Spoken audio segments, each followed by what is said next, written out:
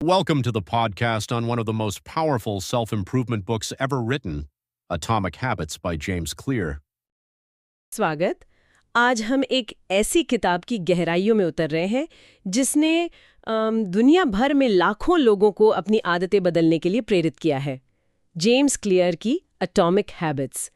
हमारे पास ना इस किताब के कुछ सबसे महत्वपूर्ण हिस्से हैं और आज हमारा मकसद है इनमें छिपी सबसे काम की बातों को निकालना और कोशिश करेंगे कि इन्हें इस तरह समझे कि ये हमारे रोजमर्रा के जीवन में, शायद हमारे अपने भारतीय माहौल में भी आसानी से लागू हो सके।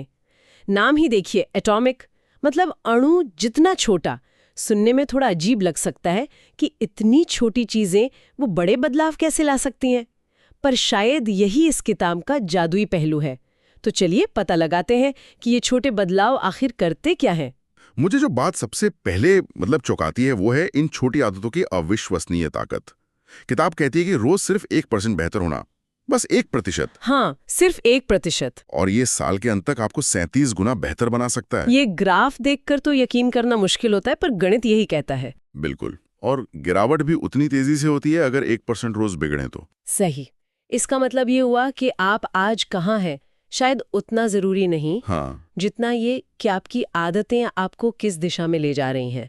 आपकी सेहत, आपके रिश्ते, आपका ज्ञान, सब कहीं ना कहीं आपकी रोज की छोटी छोटी आदतों का ही नतीजा है। हाँ, आप वही बनते हैं जो आप रोज दोहराते हैं। एग्जैक्टली। हाँ, ये असल में मामूली लाभ का एकत्रीकरण है।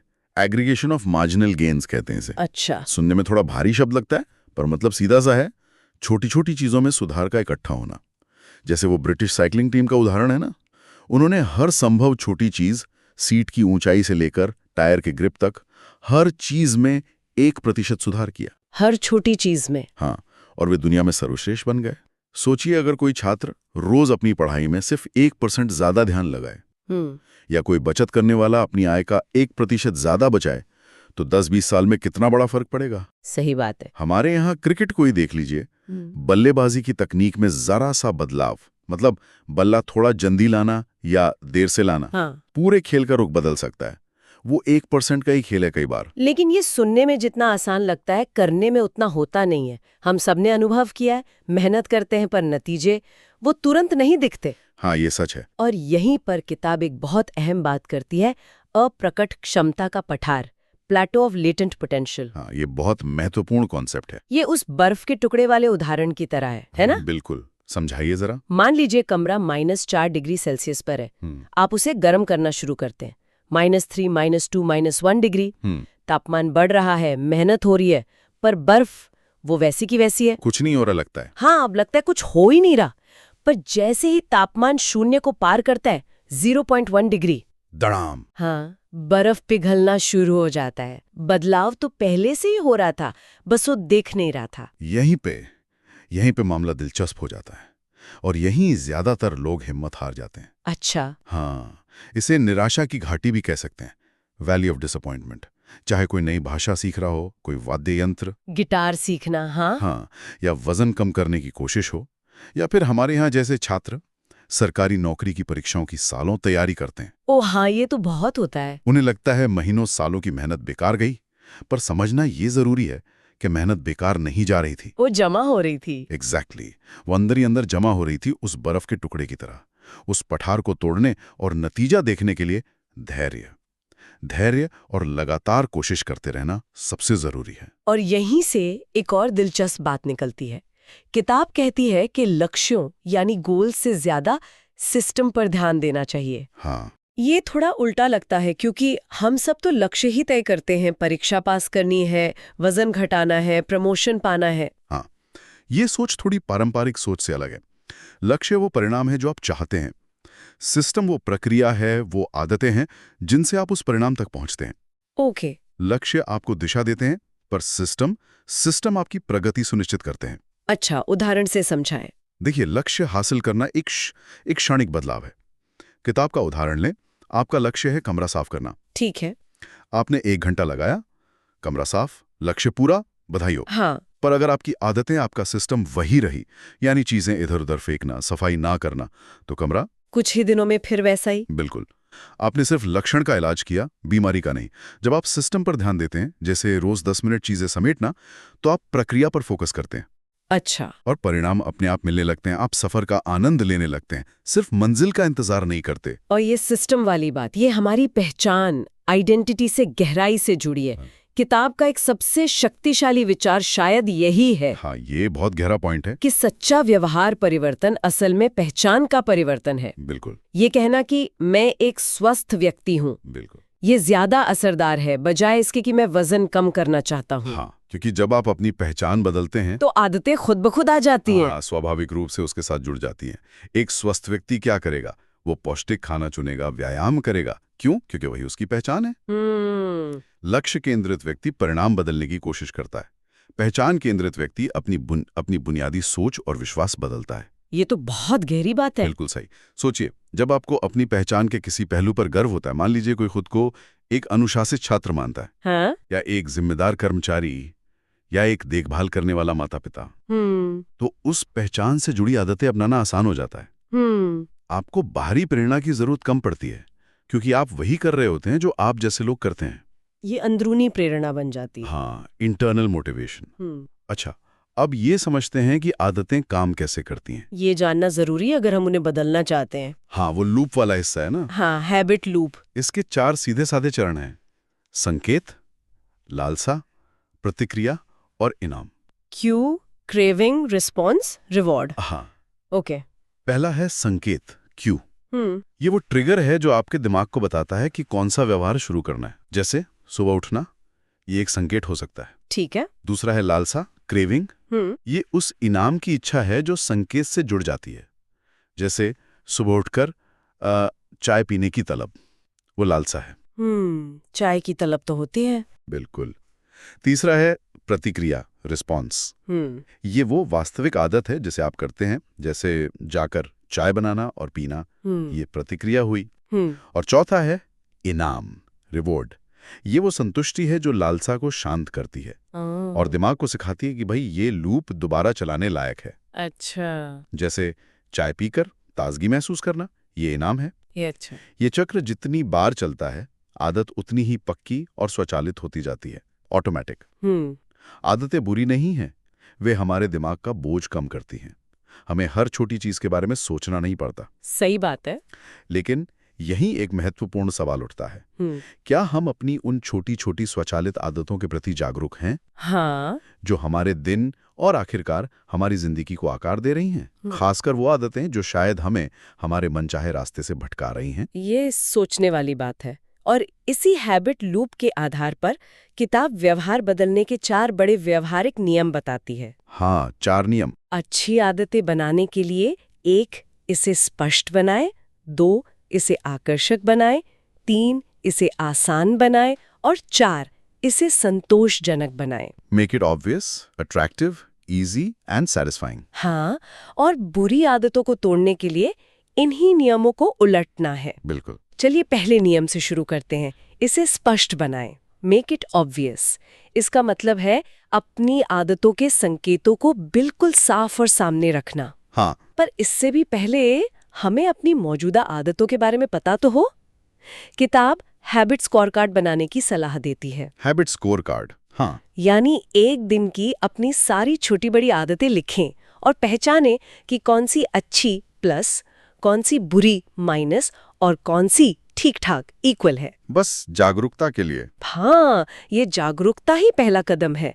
जापान के रेलवे सिस्टम का वो पॉइंटिंग एंड कॉलिंग वाला उदाहरण बड़ा दिलचस्प है। हाँ, वो कमाल का है। ड्राइवर और कंडक्टर हर सिग्नल, हर स्पीड मीटर की तरफ उंगली से इशारा करके जोर से बोलते हैं। हाँ, इससे गलतियां बहुत कम होती हैं। क्योंकि वे सचेत हो जाते हैं। हम भी ऐसा कर सकते हैं शायद। किसी बुरी आदत को करने से पहले उसे जोर से बोलें। जैसे मैं अभी सोशल मीडिया खोलने वाली हूँ, हालांकि मुझे अपना काम पूरा करना है। हाँ, थोड़ा अजीब लगेगा शायद। हाँ, पर ये जागरूकता बढ़ाती है। जरूर। और नई आदत शुरू करने के लिए 2 तकनीकें बहुत काम की हैं। पहली, कार्यान्वयन इरादे, इम्प्लीमेंटेशन इंटेंशंस। ये बस एक योजना है। मैं ये व्यवहार इस समय पर इस जगह करूंगा। स्पष्ट योजना। हाँ, सिर्फ ये सोचने के बजाय कि मैं ज्यादा व्यायाम करूंगी, ये तय करना कि मैं रोज शाम 6 बजे लिविंग रूम में 15 मिनट व्यायाम करूंगी, सफलता की संभावना बहुत बढ़ा देता है। हाँ, स्पेसिफिक होना जरूरी है। और दूसरी तकनीक है आदत स्टैकिंग, हैबिट स्टैकिंग। ये भी बहुत प्रभावी है। अपनी नई आदत को किसी पुरानी स्थापित आदत के ठीक बाद जोड़ देना। पुरानी आदत के बाद मैं नई आदत करूंगा। जैसे सुबह की चाय पीने के बाद मैं 5 मिनट ध्यान करूंगी, या ऑफिस से घर लौटने के बाद मैं जिम के कपड़े पहनूंगी। हाँ, ये मौजूदा रूटीन का फायदा उठाता है। और माहौल का भी बहुत बड़ा रोल है। Environment design. अपनी अच्छी आदतों के संकेतों को अपने आसपास बिखेर दें। अगर ज्यादा पानी पीना है तो पानी की बोतल हमेशा सामने रखें। हाँ, ये मैं करती हूँ। अच्छा, अगर रोज रात को कुछ पढ़ना है तो किताब बिस्तर के पास सिरहाने पे भी रखें। कोशिश करें एक स्थान एक उपयोग का नियम अपनाएं। मतलब जहां काम करते हैं वहां खाएं या आराम ना करें। जहां सोते हैं वहां मोबाइल या लैपटॉप इस्तेमाल ना करें। इससे आपके दिमाग को स्पष्ट संकेत मिलते हैं कि किस जगह पर क्या करना है। ये तो अच्छा पॉइंट है। और बुरी आदतों को तोड़ने के लिए ठीक इसका उल्टा करें। इसे अदृश्य बनाएं। Make it invisible. संकेत हटा दो। हाँ, उस आदत के संकेत को ही हटा दें। अगर टीवी बहुत देखते हैं तो शायद टीवी को बेडरूम से हटा दें। मुश्किल है। हाँ, है तो। अगर फोन बार बार ध्यान भटकाता है तो काम करते वक्त उसे दूसरे कमरे में रख दें या ड्रॉर में बंद कर दें। अगर बाहर का जंक फूड खाने की आदत है तो कोशिश करें कि घर में वैसे स्नैक्स रखें ही नहीं। प्रलोभन से बचना इच्छा शक्ति से लड़ने से ज्यादा आसान है। ये बात तो सही है। चलिए अब आते हैं दूसरे नियम पर। इसे आकर्षक बनाएं। Make it attractive.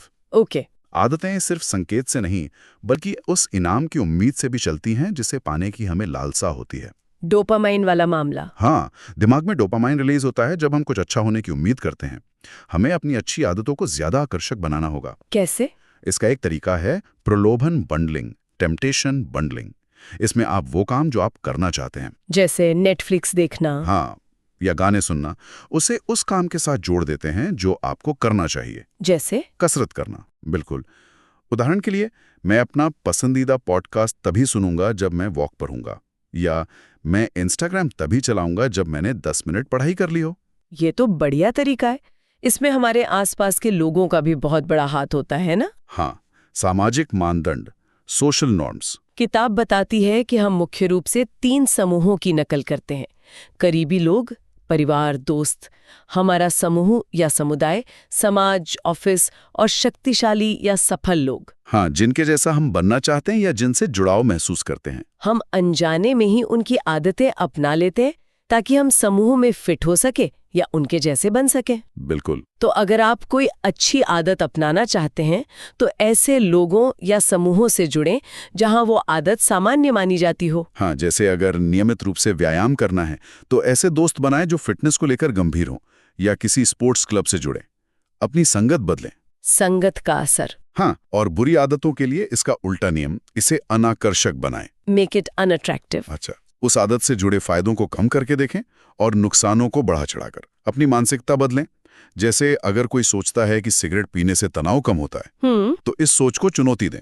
शायद असलियत यह है कि सिगरेट न मिलने का तनाव ही आपको पीने पर मजबूर करता है, और पीने से बस वो तनाव कुछ देर के लिए हटता है। आदत के पीछे छिपे असली नुकसानों पर ध्यान दें। Mindset shift. तीसरा नियम है इसे आसान बनाएं। हाँ, ये शायद सबसे सहज नियम है। हम इंसान आलसी होते हैं। हम हमेशा न्यूनतम प्रयास का नियम अपनाते हैं। Law of least effort. हाँ, जो आसान लगता है वही करते हैं। तो हमें अपनी अच्छी आदतों को अपनाने में लगने वाली मेहनत या घर्षण, फ्रिक्शन को कम करना होगा। कैसे? अपनी आदत को करने के लिए जितने कदम उठाने पड़ते हैं उन्हें कम करें। अगर सुबह जिम जाना है तो रात में ही कपड़े निकालकर बैग तैयार रखें, जूते दरवाजे के पास रखें। तैयारी पहले से। हाँ, अगर स्वस्थ नाश्ता करना है तो शायद वीकेंड पर ही कुछ तैयारी करके रख लें, जैसे सब्जियां काट कर रखना। हर वो रुकावट हटानी है जो आपको शुरू करने से रोक सकती है। और यहीं पर 2 मिनट का नियम, 2 मिनट रूल, जादू की तरह काम करता है। हाँ, ये मुझे बहुत पसंद आया। ये नियम कहता है कि कोई भी नई आदत जब शुरू करें तो उसे इतना छोटा कर दें कि उसे करने में 2 मिनट से भी कम लगे। जैसे रोज रात को किताब पढ़ना बन जाता है 1 पन्ना पढ़ना। बस 1 पन्ना। हाँ, रोज 1 घंटा योग करना बन जाता है अपनी योग मैट जमीन पर बिछाना। अच्छा। पूरा कमरा साफ करना बन जाता है सिर्फ एक कपड़ा उठाकर सही जगह रखना। इसका मकसद परफेक्शन नहीं, बस शुरुआत करना है, मोमेंटम बनाना है। और ये छोटे छोटे शुरुआती पल ही निर्णायक क्षण होते हैं ना, डिसाइसिव मोमेंट्स। बिल्कुल। एक बार आपने मैट बिछा ली तो शायद आप 2-4 आसन कर ही लेंगे। हाँ। एक बार आपने दौड़ने वाले जूते पहन लिए तो शायद आप दरवाजे से बाहर निकल ही जाएंगे। ये छोटी शुरुआतें अक्सर पूरे दिन के लिए सही दिशा तय कर देती हैं। सही बात। और बुरी आदतों के लिए आप अंदाजा लगा सकती हैं, नियम उल्टा है। इसे मुश्किल बनाएं, मेक इट डिफिकल्ट। घर्षण बढ़ाओ। हाँ, फ्रिक्शन बढ़ाएं। उस आदत को करने के लिए ज्यादा कदम उठाने पड़े, ऐसा इंतजाम करें। अगर टीवी देखने में बहुत समय जाता है तो हर बार देखने के बाद टीवी का प्लग निकाल दें और रिमोट को किसी दूसरी जगह रख दें। हाँ, ये तो करना पड़ेगा। अगर सोशल मीडिया पर घंटों बर्बाद होते हैं तो फोन से ऐप्स हटा दें और सिर्फ कंप्यूटर ब्राउजर से इस्तेमाल करें, जिसमें ज्यादा मेहनत लगती है। अच्छा आइडिया है। कभी-कभी कमिटमेंट डिवाइस का इस्तेमाल भी कर सकते हैं, यानी कोई ऐसा तरीका जिससे आप खुद को उस आदत से दूर रहने पर मजबूर कर दें। जैसे इंटरनेट राउटर पर टाइमर लगाना जो रात 10 बजे बंद हो जाए। हाँ, टेक्नोलॉजी का सही इस्तेमाल। और आखिरकार चौथा नियम, इसे संतोषजनक बनाएं, मेक इट सैटिस्फाइंग। ये भी जरूरी है। हाँ।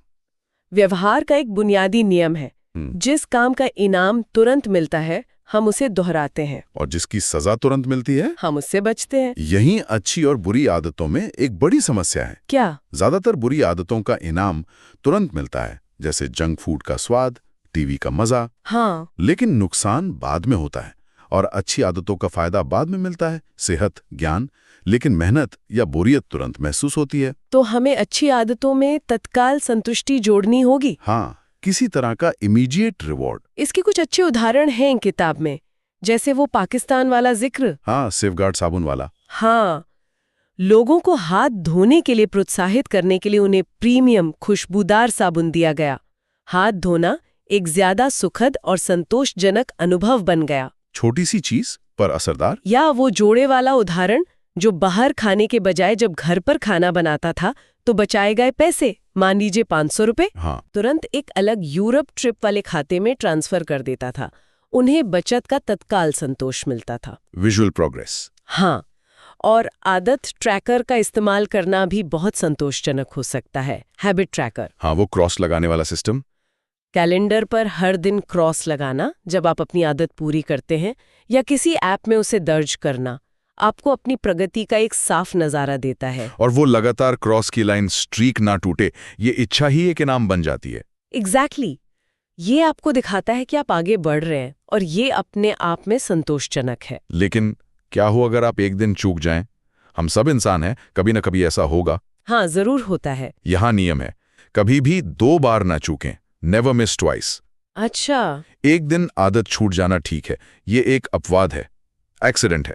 पर अगर आप लगातार 2 दिन चूक जाते हैं तो ये एक नई और शायद बुरी आदत की शुरुआत हो सकती है। ओके। महत्वपूर्ण है कि आप तुरंत अगले ही मौके पर वापस पटरी पर आ जाएं।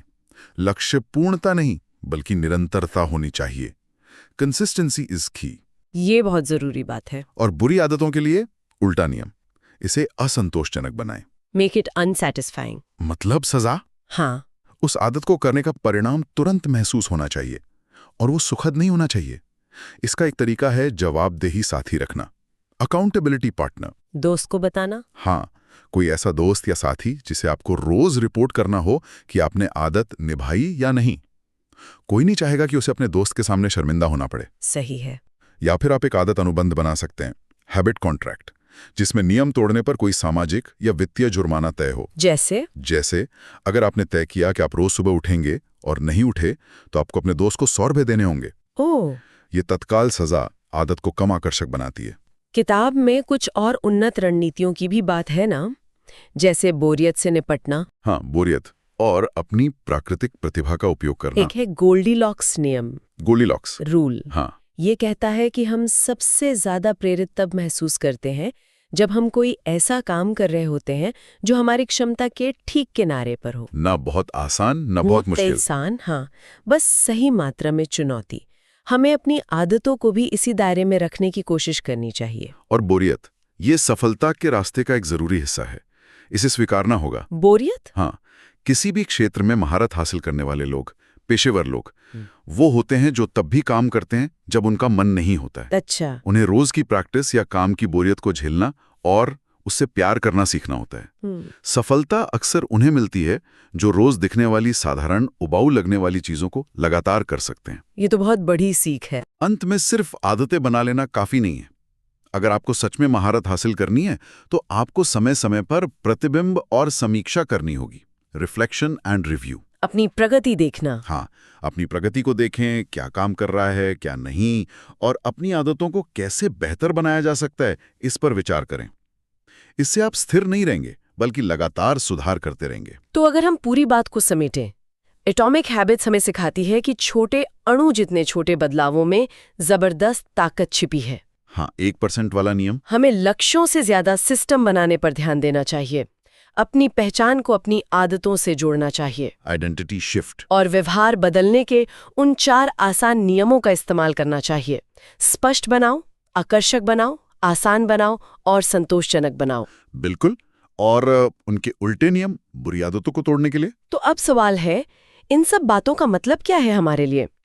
मतलब ये है कि ये सिद्धांत सिर्फ सुबह जल्दी उठने या जिम जाने जैसी आदतों तक ही सीमित नहीं है।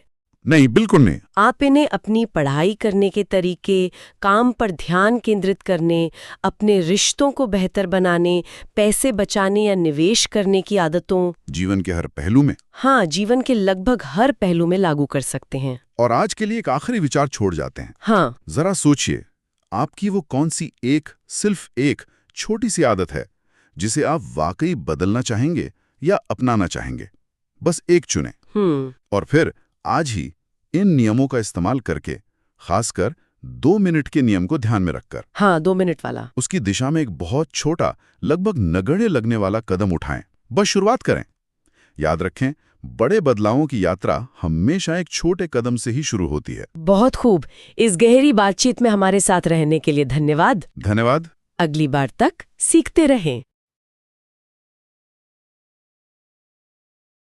If you like the content, please like, share, and subscribe, and hit the bell icon for more such videos.